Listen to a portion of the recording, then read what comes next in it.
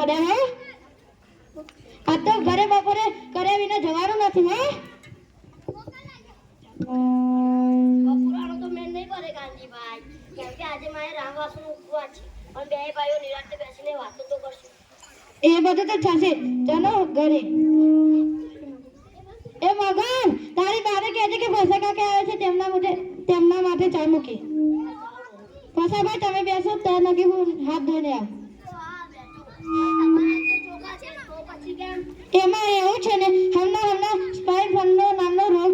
ચારો ચાલે છે તેમાં અમારા ડોક્ટરે એમ કીધું છે ગામના ડોક્ટરે કે હાથ ધોઈ બહાર જાઓ ત્યારે હાથ ઘસીને ધોવા પછી જ ઘરમાં દાખલ થવાનું હવે તો વાણિયા બામણ જેવી વાતો કરવા એ બધી માથાકૂટ એ બધા કરે આપણે રીયા કેટલું ટાઈમ જ ક્યાં હોય છે એમાં તો એવું છે માંડા પર અને ખાટલો પકડીને બેસી તો કેમ ટાઈમ કાઢવો એના કરતા હું એમ જ કહું જે તો ના સુખી હા સમજાનું નહીં હો કાંજીભાઈ હવે તો ગામની બહાર આવું છું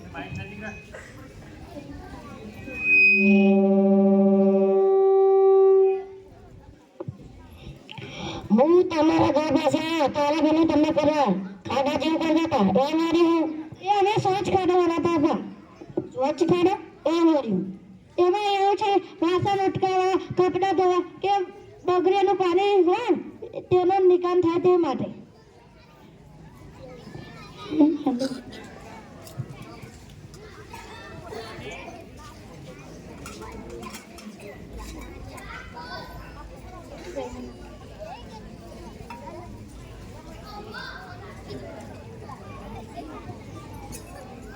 મારા બાપુજીએ કીધું છે પંચાયતની કચરા પેટીએ કચરો નાખવા જાય છે મહેમાન તમે ચા પાણી કરો તે હમણાં જ આવતા હશે કચરો નાખવા છે પંચાયતની કચરા પેટી જવાનું એટલે અમે તો પરખે જ ઉકાળો કરીએ એટલે માથું જવાની આગુ જવાની માથા કૂટે એ બધું તો કહે છે પેલા ચા ને ન્યાય તો આપીશું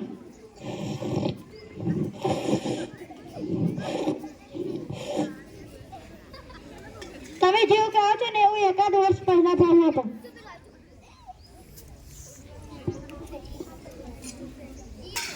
તમને થતું હશે આ બધા જતા રહ્યા એટલે નાટક પૂરું ના મારા ભાઈ આ તો છે ફ્લેશબેક્સને જોવાની ટેકનિક આપણે પસાભાઈને મોકલીએ 1 વર્ષ પાછળના સમયમાં શું કર્યું કેવી રીતે જુઓ આવી અરે કિચડ તમે જો તો ખરા તમે મારા ઉપર કચરો ઠલવી ગાલ્યો કાંજીભાઈ કાંજીભાઈ અરે આવો કોણ હું બસો તમે મને ના ઓળખ્યો ક્યાંથી ઓળખો આ કપડાં તો મારી હાલત જ બગાડી નાખી છે પહેલા હું નદીએ જઈને થંખોડતો આવું પછી વાત તમને થતું હશે આ બધા જતા રહે એટલે આ બાઈક ક્યાંથી ટપકી પડતા હશે હું તમને કહી દઉં હું ટપકી નથી પડતો અને નાટકનો એક પાત્ર છું આપણે પસાભાઈને ભૂતકાળમાંથી આજની તારીખમાં લાવવા પડશે ને તો ટાઈમ તો લાગે ને તો પહોંચી જઈએ આજના દ્રશ્યમાં એ વાત હતી આજે આપણે ગામની બરાબર આવે પણ જાજુ બેસીને બંધારો આપણું સ્વાગત કરવા તૈયાર જ એમાં અમે શું કરીએ પસાભાઈ એમાં તો એવું છે ને બધા કુદરતી હાજર માટે રોડ ઉપર ઉપયોગ કરતા કરે છે એના કરતા હું એમ કહું વિચાર તો કરો બહેનો દીકરીઓને ખુલ્લામાં જવું એ કેટલી મોટી વાત છે ક્યાં તો અંતર થયાની રાહ જોવી પડે કે ક્યાં તો શરમ મૂકી દે મને પણ સમજાવે કે આબરૂ ઘેર જાજરું થાય એમ જ છે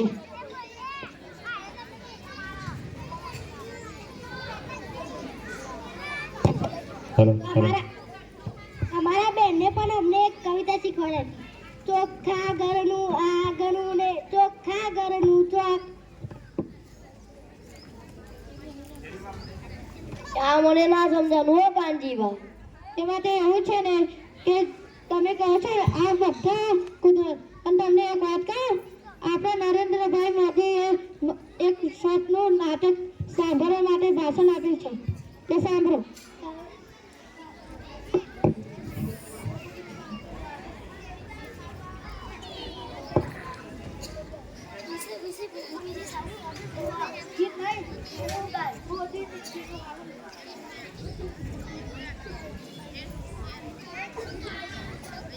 ભાઈઓ અને બહેનો, ઘરના કામમાં ઢીલ ના હોય.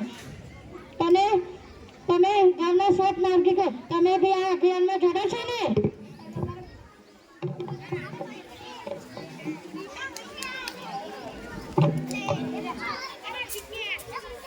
देशवासी तय करें कि मैं गंदगी नहीं करूंगा, न गंदगी करूंगा, न गंदगी करने दूंगा. अगर गंदगी से देश को मुक्ति दिलानी है तो फिर हमें तय करना होगा हम गंदगी नहीं करेंगे. महात्मा गांधी ने हमें गुलामी से मुक्ति दिलाई, हम ભારત માં કો ગંદકી સે મુક્તિ દિલાને. વાત તો મુદ્દાની છે અને અમલમાં મૂકવા જેવી હો. સનવાવ ગામના સમજુ નાગરિકો, તમે સ્વચ્છ ભારત અભિયાનમાં જોડાશો ને?